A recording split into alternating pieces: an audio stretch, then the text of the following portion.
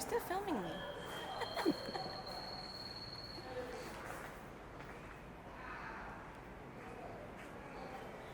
What about children was inspired by your dilemmas you were having while you were expecting your baby?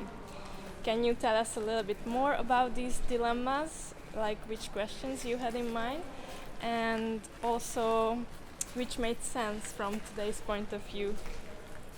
Yes. So I don't know if you know, but my pregnancy was unplanned. And I was not quite ready to be a mother.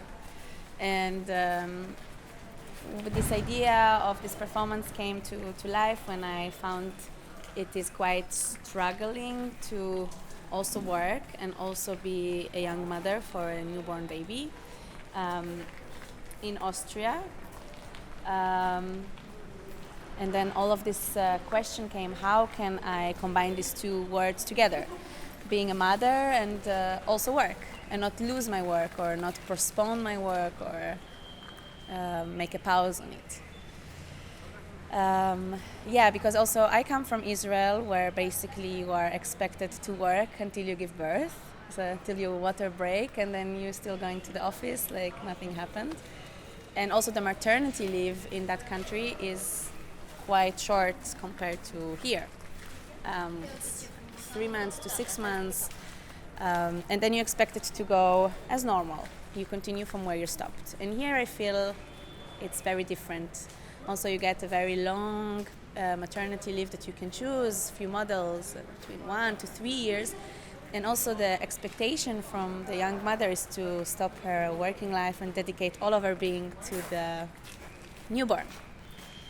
And this was you faced a different world, and this was quite difficult for me, that I felt like I need now to stop everything that I do and I believe and I want to do, and give myself to a creature that I don't even know, that is just inside of me, and I don't know how will be our relationship. I don't know how I will struggle or not struggle, or And from today's point of view, was it worth to worry so much, or it was then going in a natural, fluid way?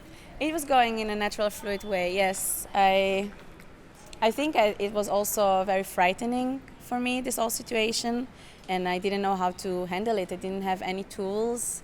I didn't have any family here. So I felt I was quite alone in finding the way. But now I can say that it for sure was worth it. Great. Yeah. And how was it being on stage, very pregnant? Like you were almost 8 months pregnant when you did this solo? Yes. How was this experience for you? It was terrifying because I knew that my body is used to do specific movements or be in a specific control, and now I didn't have that anymore. Like all the balance was changing in the body, and there are certain things that you can't do. Like you cannot jump, you cannot do sharp twists, or of course it's going a much up and more down. Careful state. Yeah. So as a performer, you always have the need to perform good and to to deliver to the audience what you feel like and what is in your mind. Yeah. But then you have your body and your new limitations that tells you, no, you can't do it. You have to take care that nothing bad happens, or that you're not hurting your baby. Yeah, and sure. So it was a constant struggle. Like, can I go? Can I not go? Can I do? Can I not do? Like finding new ways of jumping, finding new ways of twisting, sliding.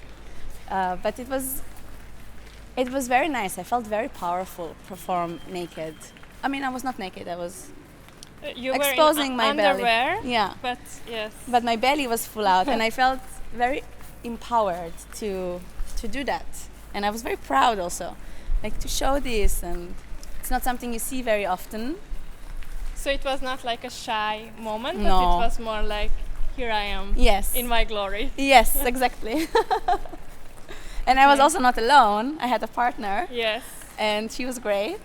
She was listening and she let me dance, and I think she also enjoyed it, because now when we go to performances or when she listens to music, she has this rhythm. I mean, I also performed another piece, Tiger Lillian, when I was 7 months pregnant. We went to a tour, and when Nina, my baby, when she came out, when she was 6 months already, we performed this again, and I could feel that she remembers the music. She was so calm, and she was enjoying and humming the songs. It's like she knew it from the belly. So incredible. Yeah, it was very beautiful. Yes. If I say the term femme fragile, what comes to your mind, or what associations you have? I would say that it's a lot connected to the body and how you see yourself, how do you feel with your body, and how the people see yourself from the outside, see your body. I think it's very individual, of course. We're all struggling with different body perspective and dilemmas and worries.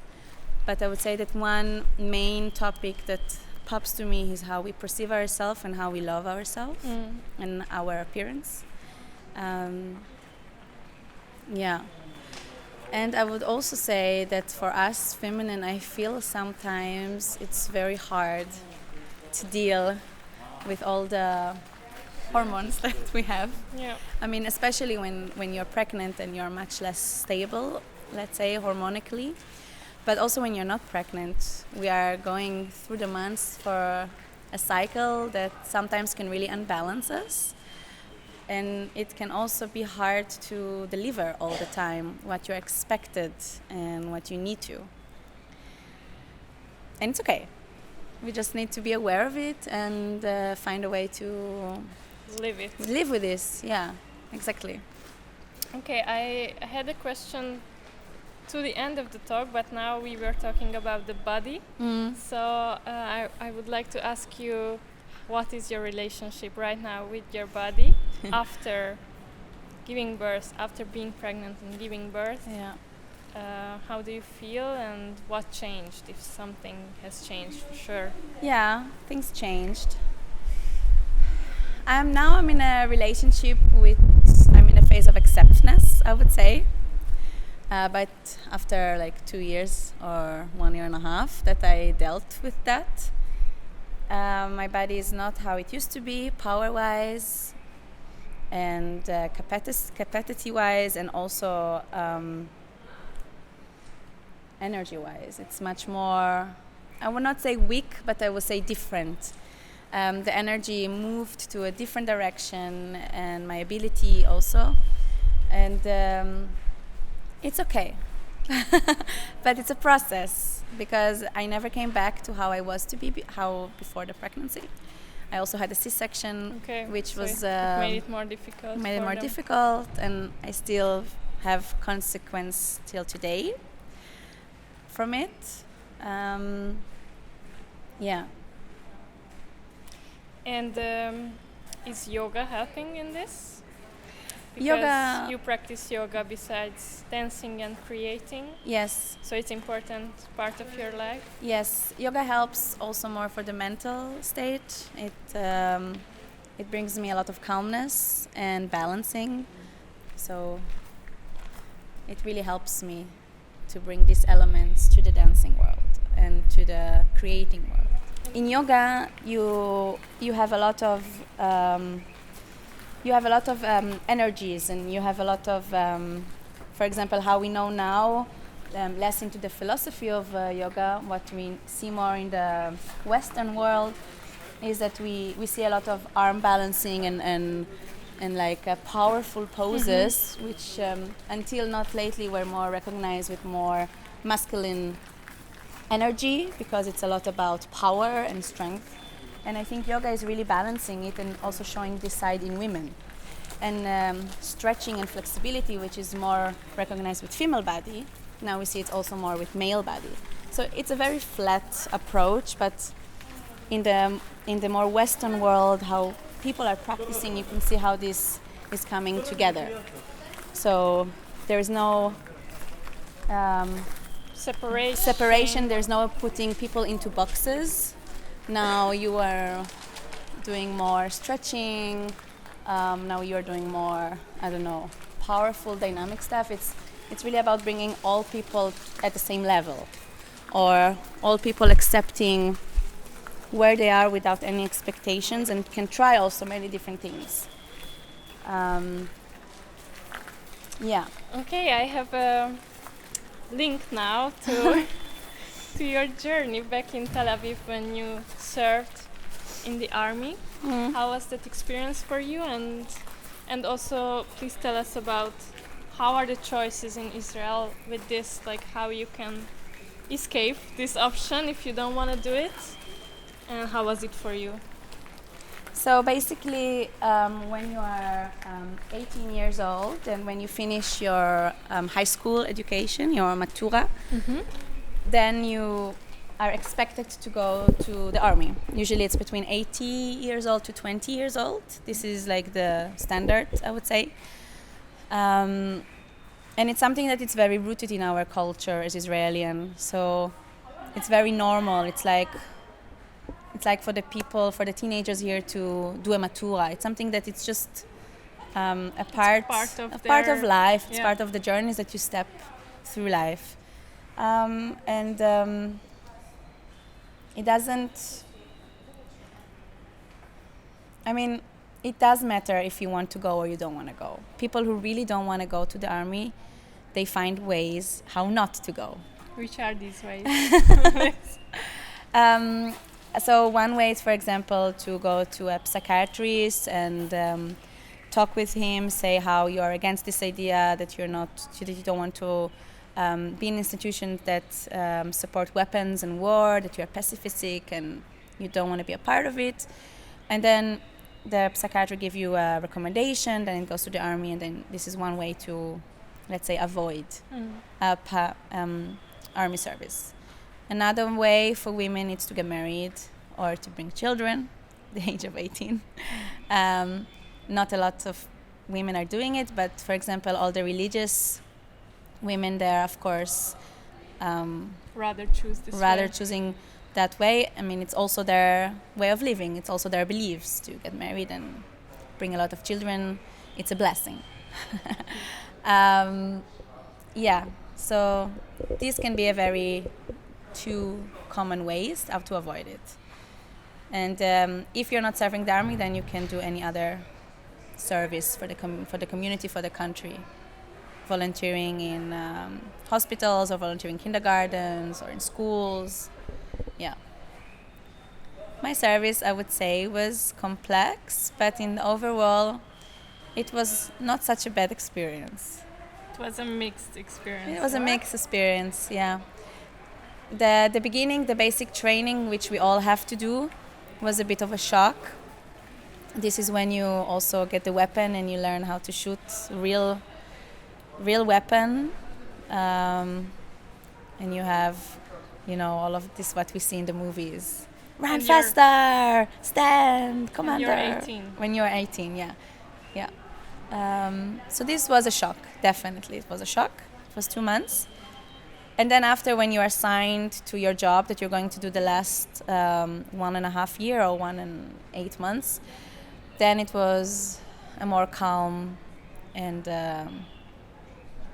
tolerant, I would say, work. I worked in an office, basically, in a unit that takes care of complaints of soldiers that got abused from higher rank soldiers. So it was also interesting because we had to deal with even one time with rape and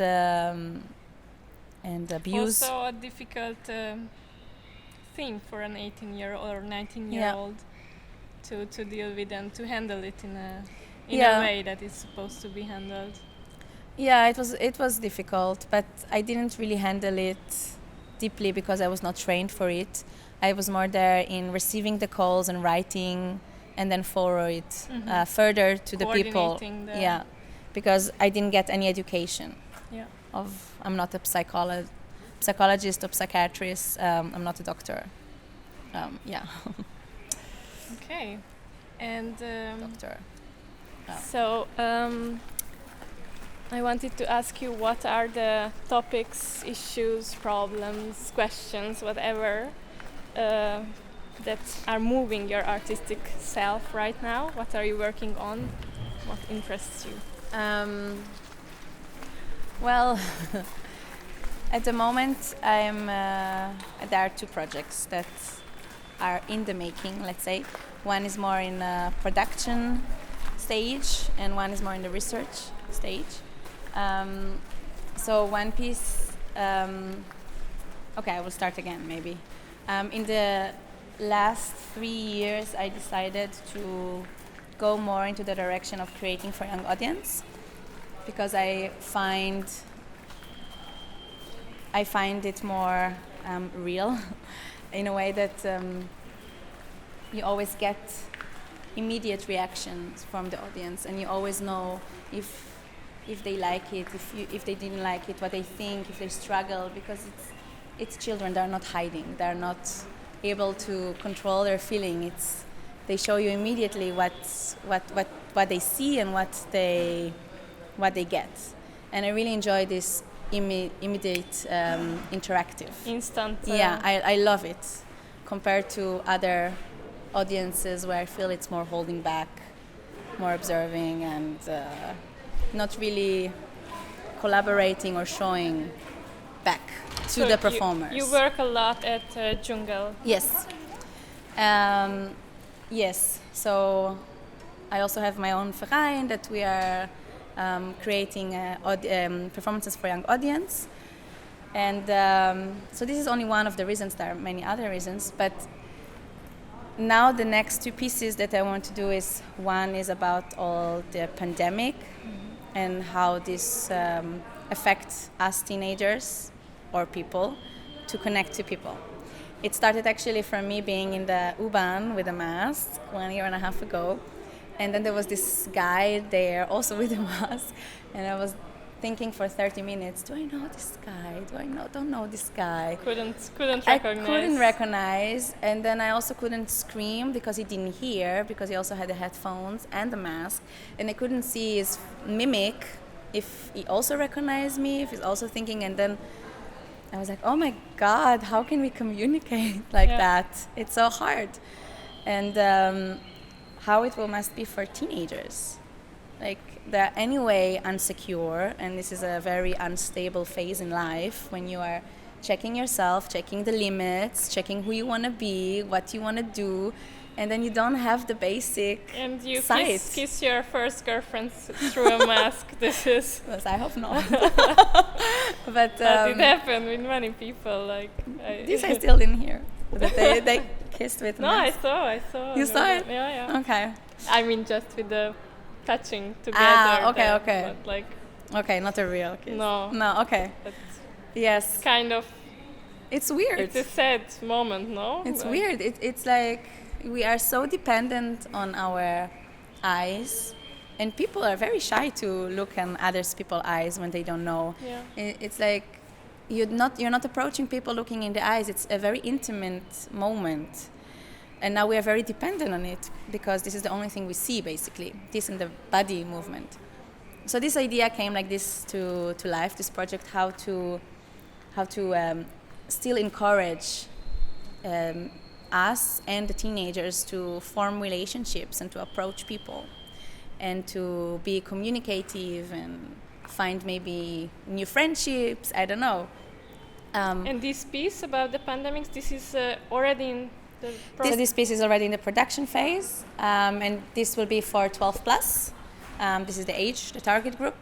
And then the second project that I want to, it's only in the research part. I don't have a title yet. It's also in the making. It's the heroic tale of a pregnant woman, which is inspired from the solo that I did, What About Children?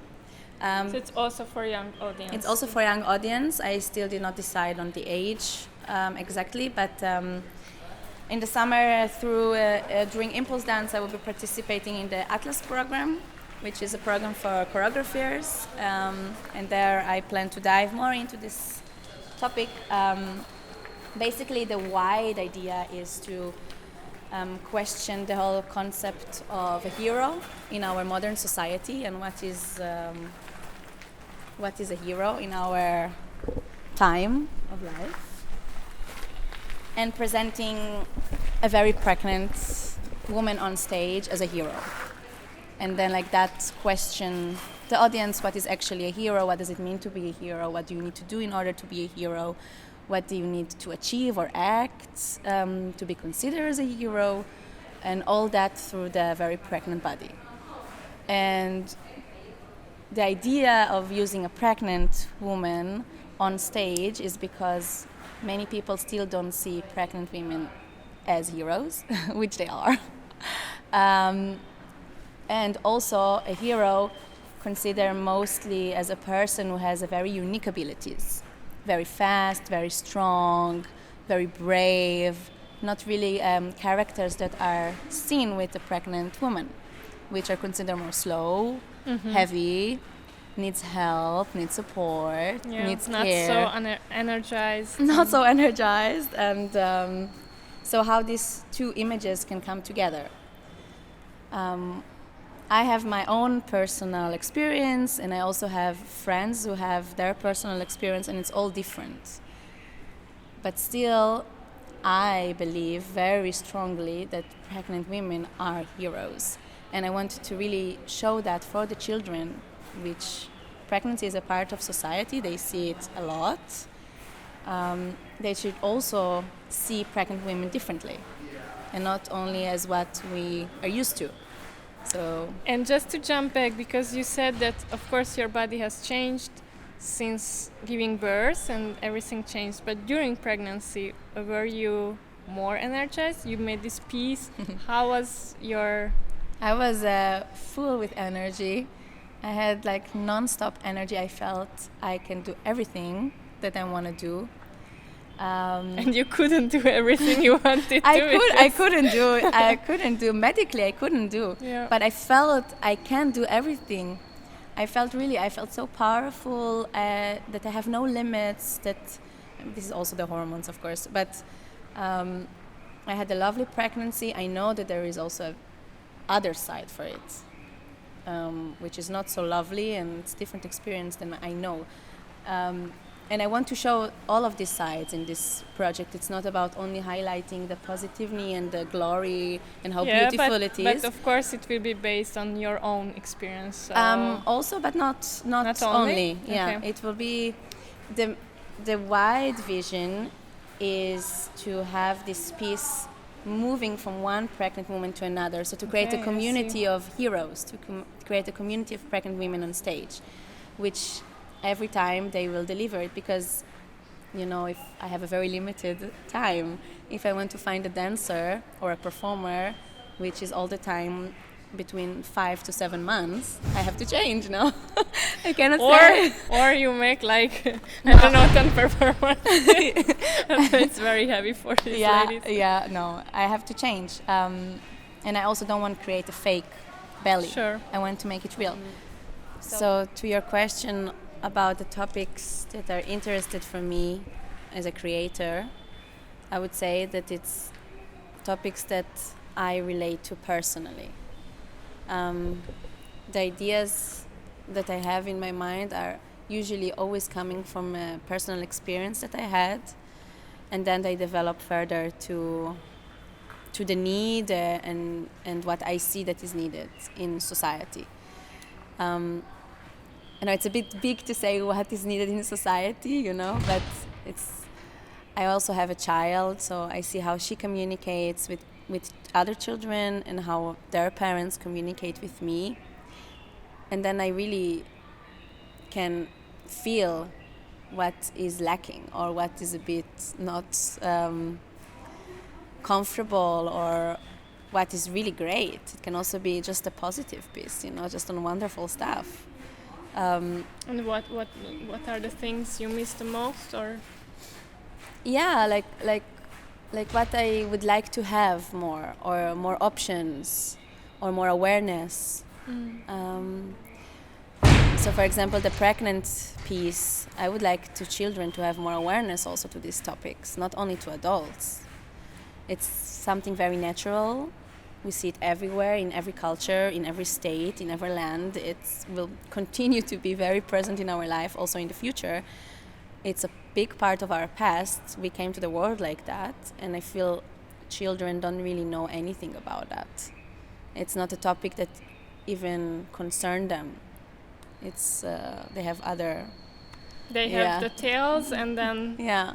when they go to high school, maybe they have a class when they talk about this, but it's not really Yeah. on the table. It's not on the table, and it's not meant also to encourage them to get pregnant. Mm. It's like Take care. It's not about girls. Now you need to get no. It's really just about the awareness and bringing this topic into their mind. Mm. And as a last question, I would like to ask about those dilemmas you had back then. If you think or feel like they were right, or you think that some of them were unnecessary, and also connected to this question, what advice would you give to a young mother right now who is also part of an artistic life, maybe even a dancer? I think these dilemmas are right. They were right there, and they are also right now.